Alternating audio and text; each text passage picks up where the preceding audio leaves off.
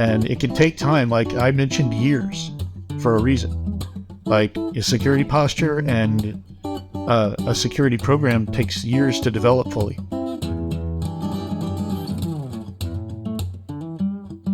You are listening to the Mindful Business Security Show, brought to you by Fosivity, where we answer your questions and simplify information security for small businesses. Get the clarity you need to focus on the things that matter.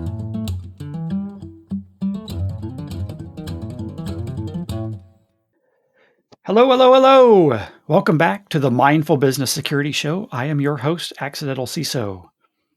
Our show today is about right-sizing cybersecurity capabilities on a budget. And as usual, we'll be taking calls and answering questions from small business owners and leaders. If you find the show helpful, please spread the word, share it with others, and be sure to subscribe so you don't miss the next episode. My guest host this month stays very busy. A business owner himself, he runs an IT consulting firm that focuses on fractional CTO services, cyber risk and vulnerability management, and compliance. He is also the deputy director for Operation Safe Escape. If that sounds like a lot, it is. He keeps himself heavily caffeinated, and his passion for roasting coffee has led to founding not one, but two coffee companies. Bill Gates once wrote him a letter of commendation for, and I quote, being awesome. And when he isn't working, but still wants to be awesome, he loves to fire up the barbecue and smoke a variety of delicious meats. Welcome to the show, Tony Hunt. Hey, how are you? I am doing really well. How are you? I'm doing wonderful. I'm enjoying the holiday season and looking forward to a relatively good respite with the rest of my family. That's I agree. I am looking forward to a break for our listeners. We are recording this actually just before Christmas, as we're getting ready to head into vacation here in December. So you'll be listening to this at some point in January or after that, after the new year in 2023.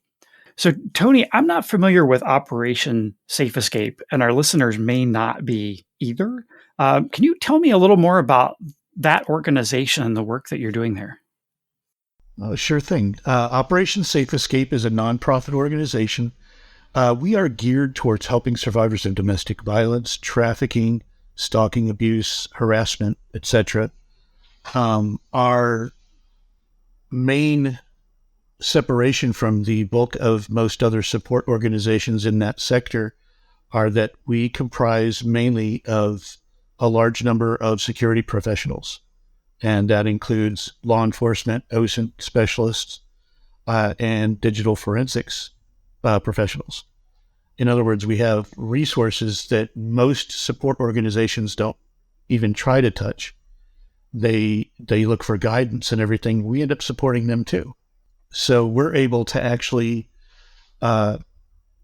empower survivors with a better training on how to collect evidence, how to document what's happening to them. And we even help them escape with feet on the ground if necessary. We also we give training to law enforcement for both OSINT and trauma-informed care. And the big, higher 10,000-foot stuff that we do, we're helping organizations, including the Fed, advise on how best to secure safe houses, if you will. The states run all the safe houses, and they don't have any guidelines. It's whatever they feel like doing. So we're helping close that gap by providing them with a realistic security policy, and that's already been done. But now we're getting ready to score them. Like we're going to be giving states a score on how well they're protecting people. This is really important work. Yeah, it's pretty cool. I call it food for the soul. Excellent. And you used a term in there, OSINT, that folks that maybe aren't in the security space might not recognize. Can you explain a little bit what that is?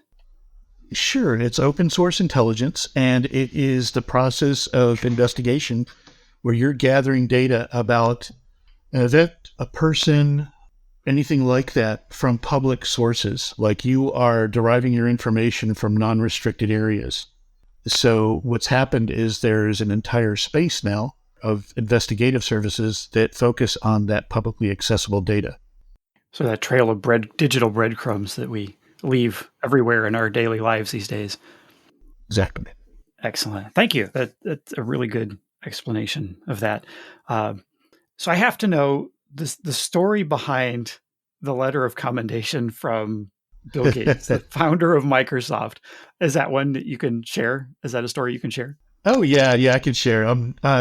Keep in mind, I'm old, so this story will date me.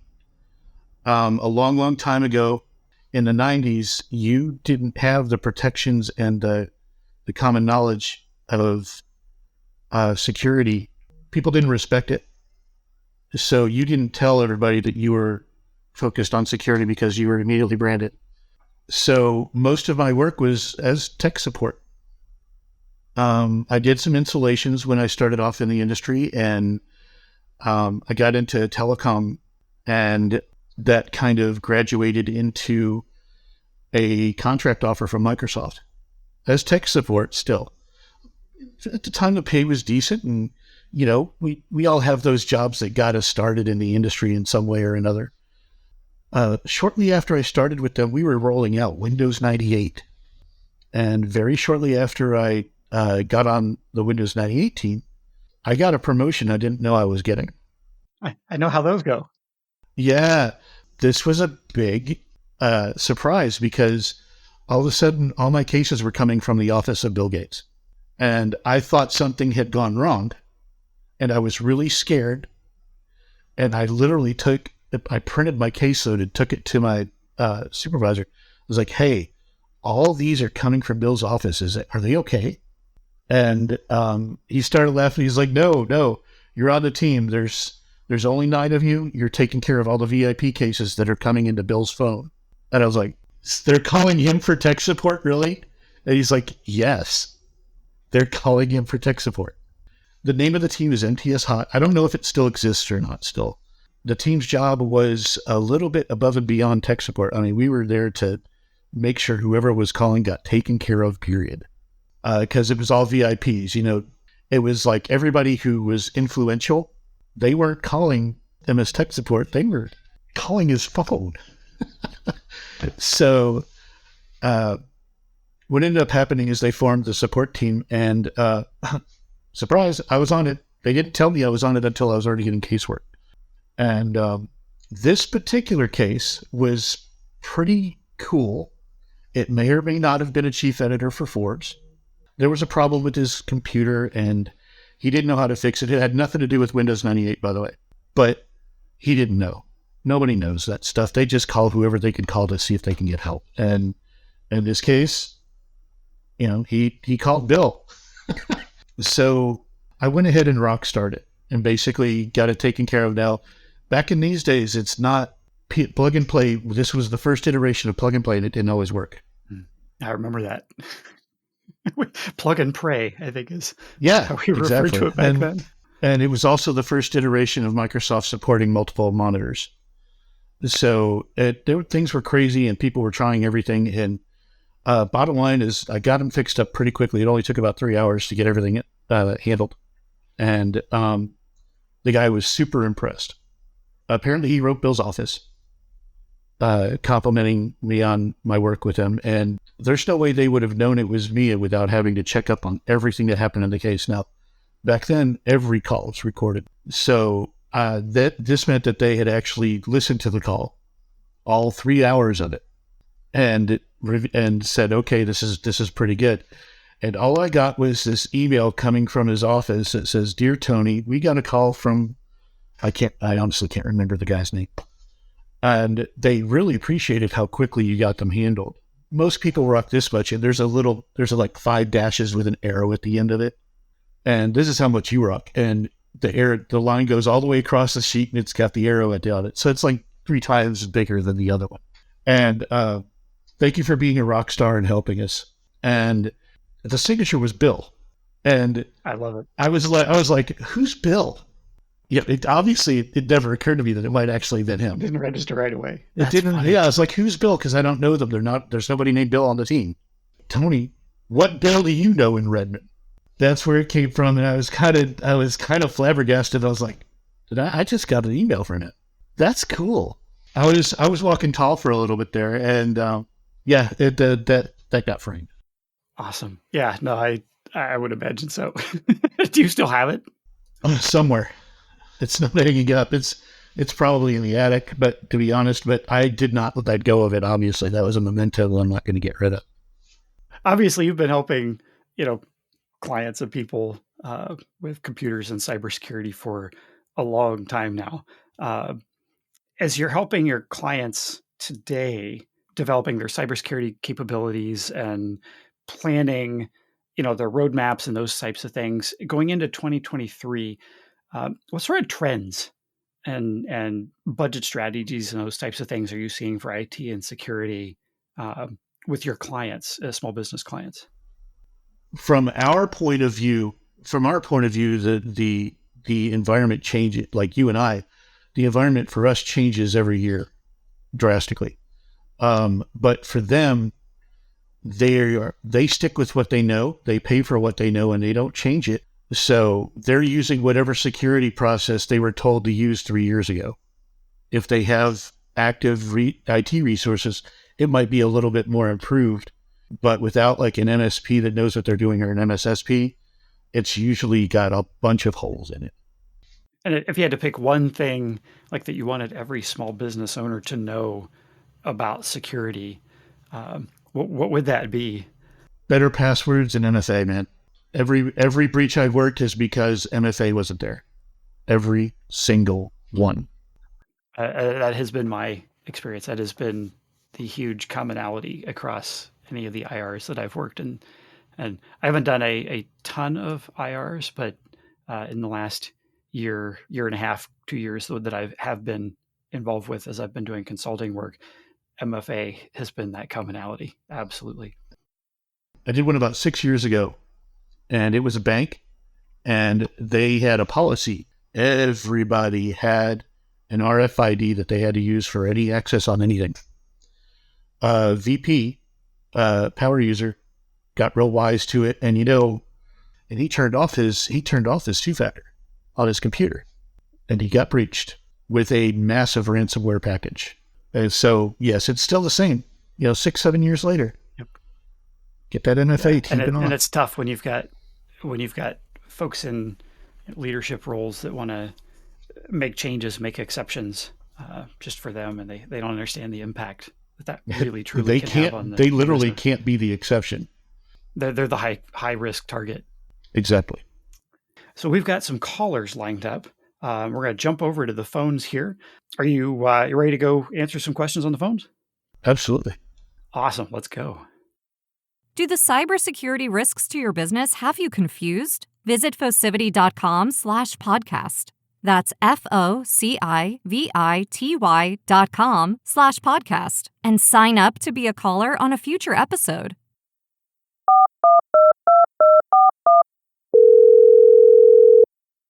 All right, our first caller today we've got on the phone here is Dean from Maine. Hey, Dean, how are you? Doing very well. Thank you for having me on. Yeah, thank you for being here. I represent a tree service company that's very spread out across the United States. We also are based in a very small local area. We have grown substantially, and unfortunately, a lot of that means the solo IT guy has to grow the organization as they go. It's put us in kind of a position where now that we want to partner with more organizations, one of our biggest struggles is trying to find that good MSP or good security service provider that we can work with. It's been difficult finding them specifically locally or trying to expand out into that. And any hints you can offer for that service provider connection or how we can begin that networking process would be great. Hi, Dean. Important factors are macro management.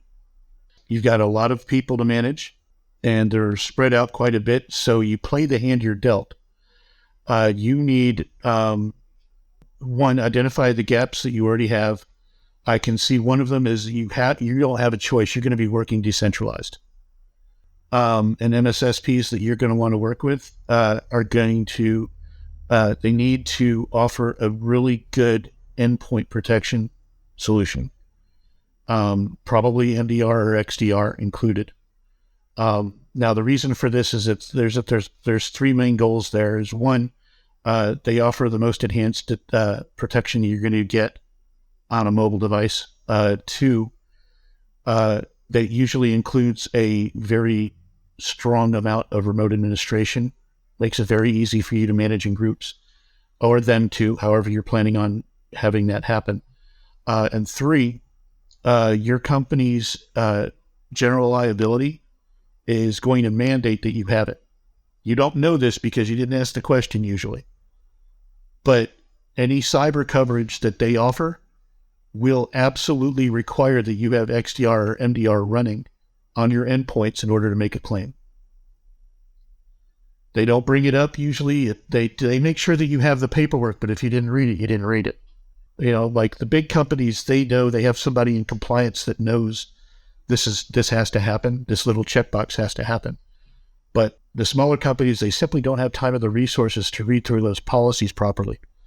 And, the best case scenario there is that you have protection in place that'll mitigate very well anything that's going to potentially cost you 6-7 digits in reparations and risk. Yeah, and I think I would just add to that too.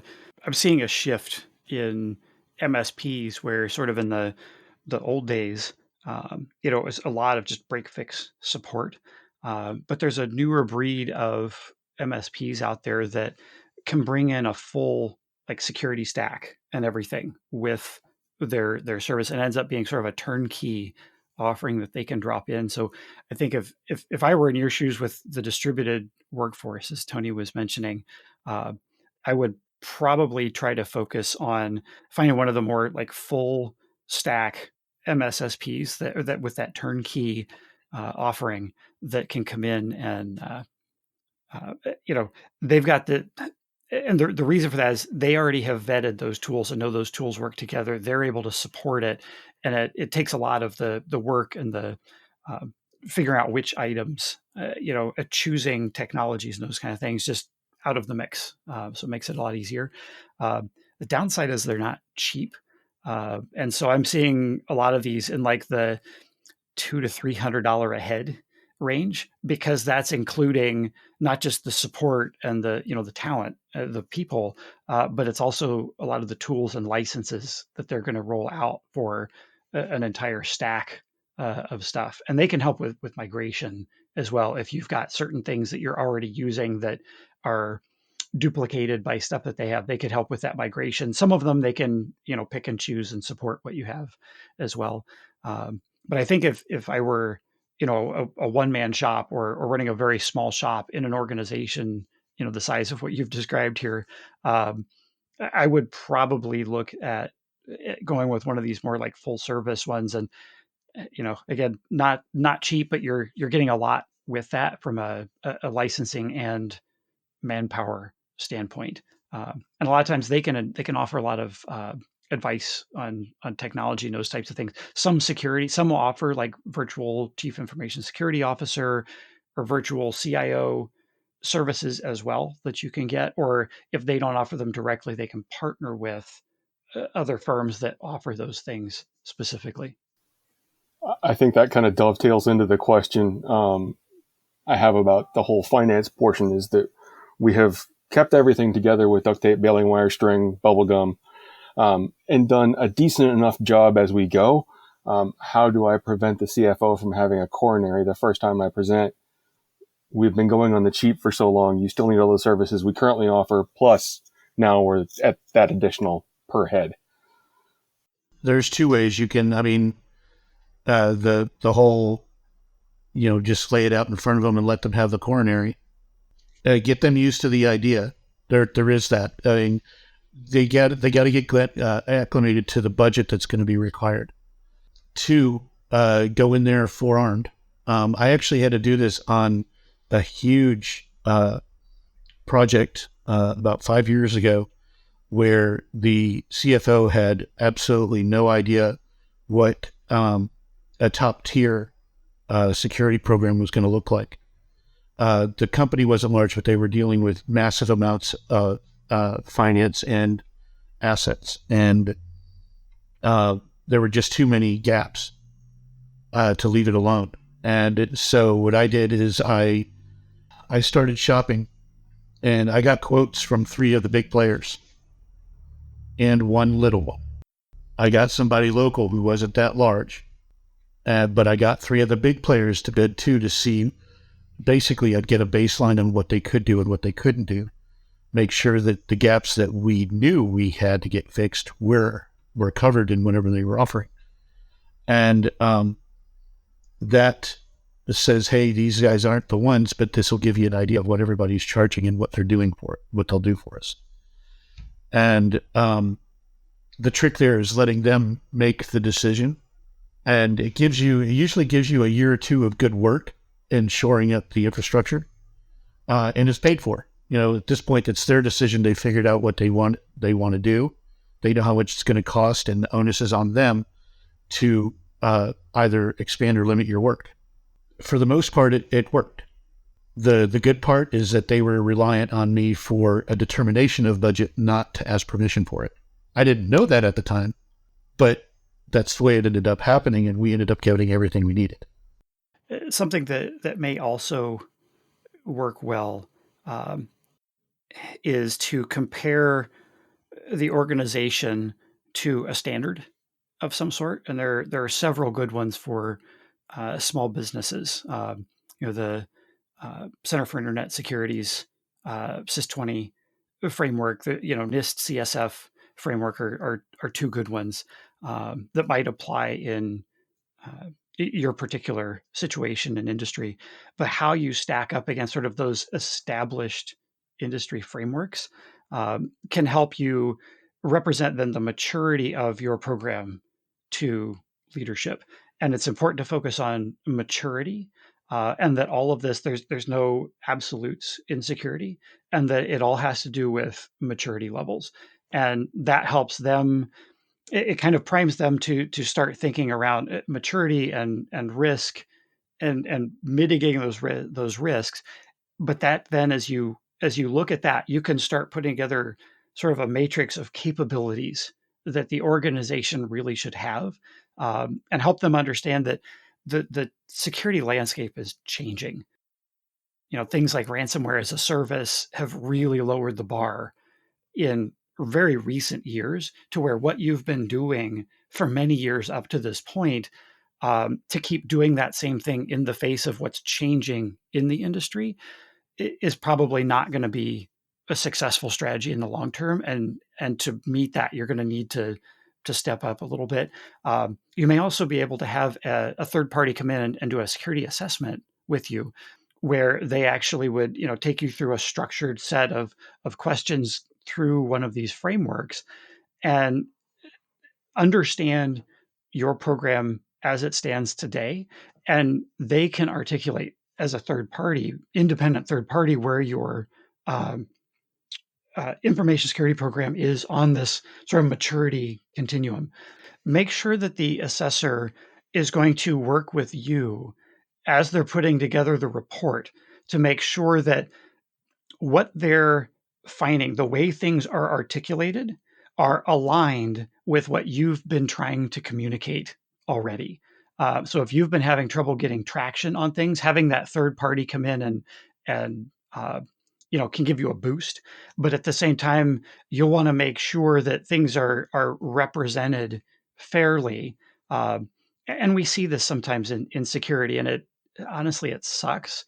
But we'll see security folks come in and they don't have that understand that nuance of what's required there. And instead of coming in and really working with you to understand the situation and help you articulate and boost, they come in and say, well, this sucks and you're doing this wrong and that kind of stuff. And it ends up making it really difficult for the folks that are there then, because it puts you on the defensive in the process. And it's not fair. It's not a good way to represent that. So if you do have somebody come in and do a third party assessment, making sure as you're talking to them, like how they are going to handle sort of the readout phase and the reporting, and make sure there's a step that they're going to work and collaborate with you, to make sure that you have an opportunity to say, yes, this has been captured correctly. This is represented fairly it is aligned with what I've been trying to communicate as well. And so, there may be things that they have to point out that are uncomfortable, but they can do it in a way that isn't, going to make folks feel like they're, not doing a good job, when at the end of the day, like, this is all about a maturity continuum with security. So if you kind of combine those things together, you can get sort of a third party outside opinion on the security program, and you can help frame all of this together for your CFO as landscape is changing, and we need to mature a little more and a little faster than what we have been in the past in order to continue to be able to protect ourselves given these massive changes that have been happening and events like ransomware as a service. I think you make a very good and valid point on the working together. It's not that we're trying to hide what our current standing is on any performance program. We definitely want to get better, and we want everyone to have a clear picture of where we are. And it's been some of the partner conversations in the past that have been painful, is that those that come in and are actively attempting to sell before they even do the assessment, that have left a bad taste in the mouth, especially with some of the smaller regional providers, that make me leery of working with some others. So that's why the first question about just trying to find the right vendor. Yeah, absolutely. It makes sense. Unfortunately, there are a lot of folks that do consulting and this type of work that don't sell. They want to sell on, what we call FUD, the fear, uncertainty, and doubt, and want to hammer home all the negatives instead of looking at how are we going to help the organization? How are we going to help them mature instead of taking the negative approach? Thank you, Dean. I appreciate you being here. I appreciate you calling in and asking your questions, because a call-in radio show doesn't work without the callers. So it means a lot to me to have you here and ask really good questions that are relevant to small businesses everywhere. Happy to be here. Thanks. Our next caller here today, we have Bob from Chicago. Hey there, Bob. How are you doing? Hey, what's going on, guys? Thanks for taking my call. Yes, thank you for being here. We really appreciate it. So you've got questions about information security in your small business. So what are you looking to understand today? Yeah, so, just to kind of run through it quickly, I own a couple bars in the area, and, recently, obviously, there's been a lot with cyber security in the news, and, you hear about various cyber attacks. And one of the questions that, I often struggle answering is, I work with various vendors for our point of sale terminals and things like that, but they're always recommending things like business grade switches and routers. And I struggle because, it's a couple thousand square feet.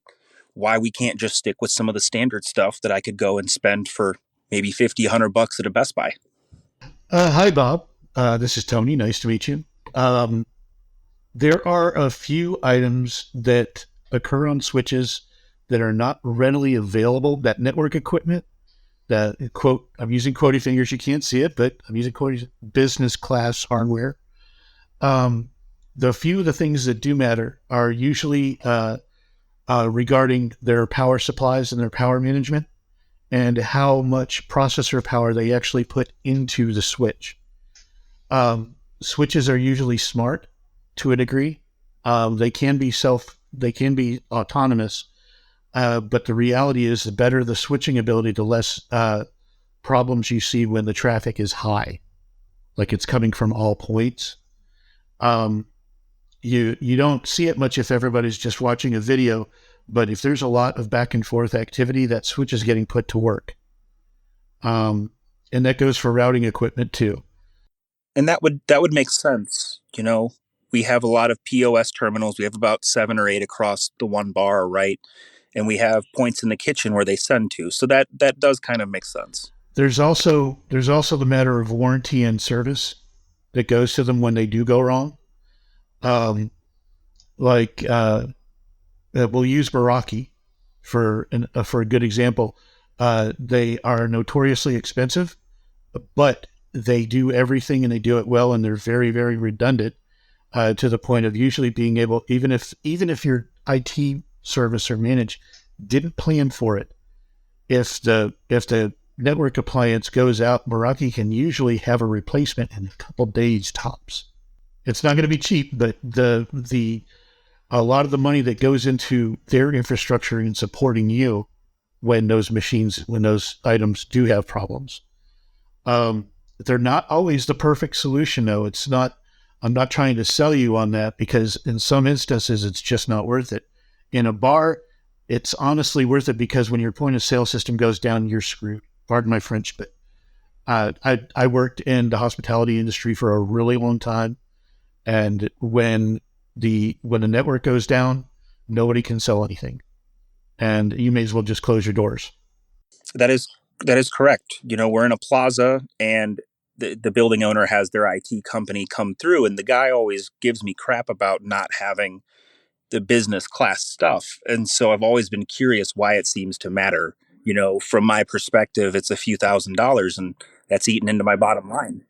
You might have, if you have an IT resource that really knows what they're doing, they may not need the business class stuff. They may have network hardware sitting in their closet in case you need a hot swap. They may already have done this, and it may have cost half what you would have paid an enterprise service for. There are ways around spending that money directly to the manufacturer, but the brand name is still just a brand name when it comes down to it. At the same time, now, if you want to just make sure it's taken care of and you don't want to have to get into the detail of it, usually that's where the managed services come in. And a lot of managed services now they will only work with companies like Meraki because of all the support and redundancy that's offered with it. They're very plug and play. They're literally swappable and programmable on the fly. And in the event of a supply chain issue, they're remotely programmable, so they can literally ship it to you from the manufacturer. And all you got to do is, plug in a code, and boom, it's pre-programmed. It's programmed in like 5 minutes. I was always assuming that guy was kind of just yanked me for the money. So you guys are definitely saying then that it would be a good investment if I do care about some of those ups and downs. It would depend on the business driver as well. It depends on the size of the bar, the restaurant, the business, and what your use cases are.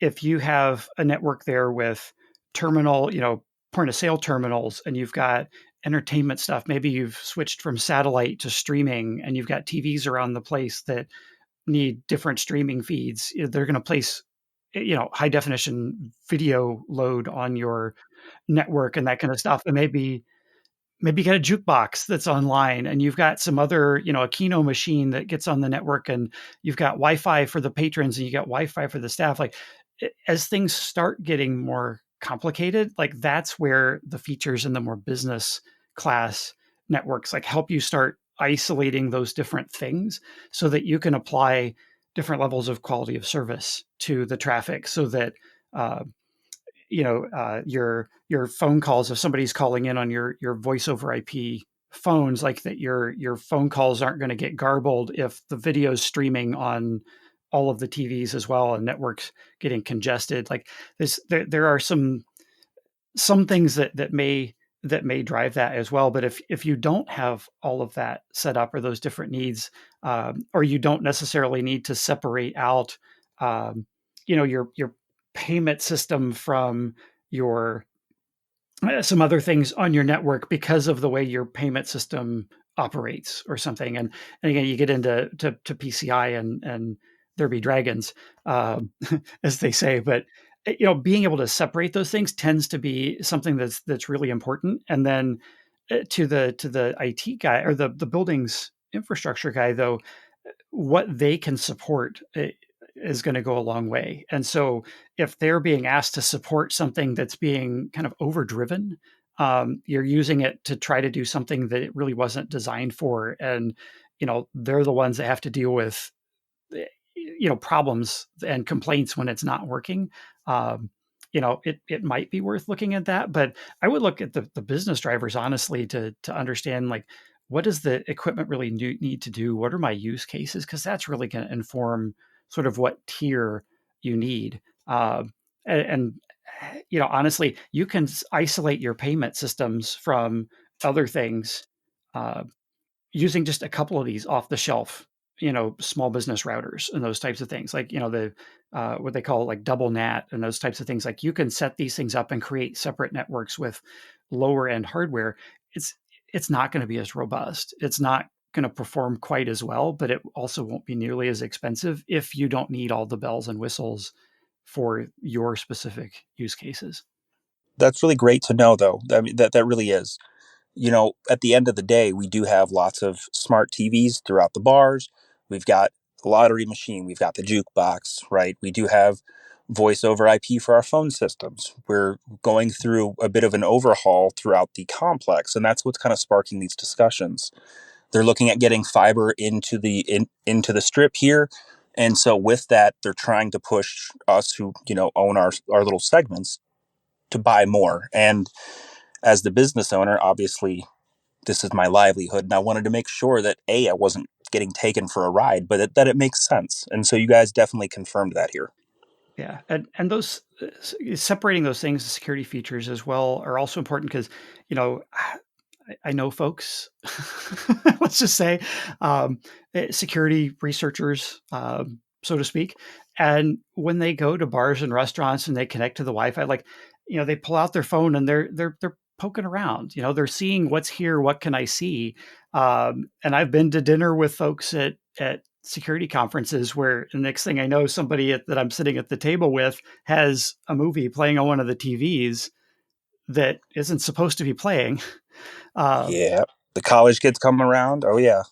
Yeah, I mean, this stuff happens, and it's not necessarily malicious and that kind of stuff, but just having the tools and the equipment that allow you to separate those things. Because the last thing you want is somebody that's looking to see, hey, can I get a video on that TV, to realize, oh, wait, I see a credit card terminal over there, on the network, and realize like it's on the same network, and or a server in the back room or something. If you've got the computer, under the manager's desk in the back, who knows what kind of data is on, payroll data, employee data, schedules, all sorts of stuff. Like it's just having the right equipment to uh, let you do what you need to do is definitely important. And that's not to say it can't be done with less expensive equipment, but it gets more complex, which may make it more difficult to support. And at the end of the day, that complexity and less stability may actually end up costing you more,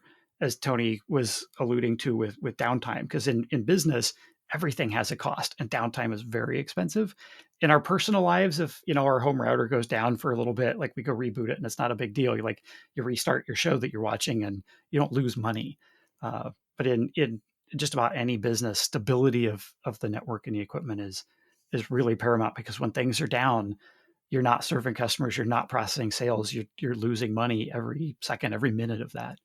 And that's very true. Going through the last couple months, they've educated me. And one of the things we're also looking at doing is going from the old school security system and integrating it to an internet based one, right? Like an IoT kind of security system. And so adding all of this in is what prompted the discussion about the complexities. I know enough to know that when I plug it in, it works. And I know enough to know that I've serviced some of these in the past, and I don't want to have to keep coming back at 7 p.m. on a busy night or having a call where I'm getting charged the service fees because something went down. And so to the point, I guess it does make sense that the more you guys explain this for me. Well, thank you, Bob. I appreciate you calling in. This has been great. Good questions and good conversation here. Like I've said before, call-in radio show doesn't work without callers. So I really appreciate you calling in and asking your questions here. Yeah, thank you guys. Have a good rest of your afternoons. Yes, you too. Thanks, Bob. Take care. So, Tony, we had two really great callers again this week. Wonderful questions that have prompted some really good discussion. Do you have any final thoughts that you want to offer based on the conversations that we've had with the callers? In both of these cases, there was research that can be done without the help of an MSP or MSSP. Is it going to be perfect? No, but there is enough resources out there to give a general guidance and figure out what questions you need to ask and who you need to ask them to. A lot of the time you're going to have to filter through all the SEO and the crazy books that people are publishing to get to some of the fundamental subject matter that you need to build a good security program with or without a CISO in place, what have you.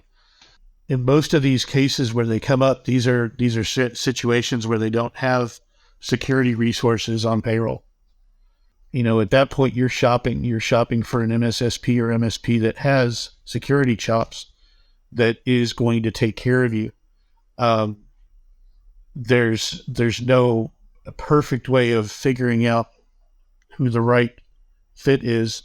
The relationships are more important than the bullets, because you get a good MSP, they're going to bend over backwards trying to get you into a good spot and take care of you. The ones that just, if all they're seeing is dollar signs and they just want to sell you a big package and go, you're probably not going to get what you want out of it. That's why I lean on the relationship side more than the technical resource side. Give it a chance. Let everybody do their discovery, figure out what you need, figure out what you want. And it can take time. Like I mentioned, years for a reason. Like a security posture and a security program takes years to develop fully. Yeah, that maturity that we were talking about. Yeah. And as you talk about what they need, that kind of harkens back to those business drivers as well for it. Like that's what determines what they need is those business drivers. And so if you start there, like that's where you can be strategic about it instead of just doing things. You end up with a piecemeal program that's been put together ad hoc, and it's not strategic to support your business. Exactly. So Tony, where can folks find you online? Online, I'm on Twitter, Tony_Hunt, real easy. My business website is TonyHuntConsulting.com, and you can find Operation Safe Escape at safeescape.org. Thank you, Tony. I am going to have to agree with Bill Gates here. You have been most awesome today. I appreciate you joining me on the show. I'm going to frame your email now. There we go. I appreciate you joining the show to answer questions for our callers. This has been a lot of fun. And everybody listening, I want to thank you too. I really appreciate you choosing to take the time to listen to our show. I hope that it was valuable to you. And if it was, please share it with somebody else that might also find it useful. I'm Accidental CISO. And until the next time, stay mindful. Don't miss our next episode. Be sure to subscribe in your favorite podcast app and follow us on social media. Visit Focivity.com/podcast. That's FOCIVITY.com/podcast for show information and links to our social media pages. This has been the Mindful Business Security Show, brought to you by Focivity. Tune in next time when we'll hear Accidental CISO say, I don't have anything to add because I'm just sitting here soaking this up, and this episode I'm learning more than I'm helping, it seems.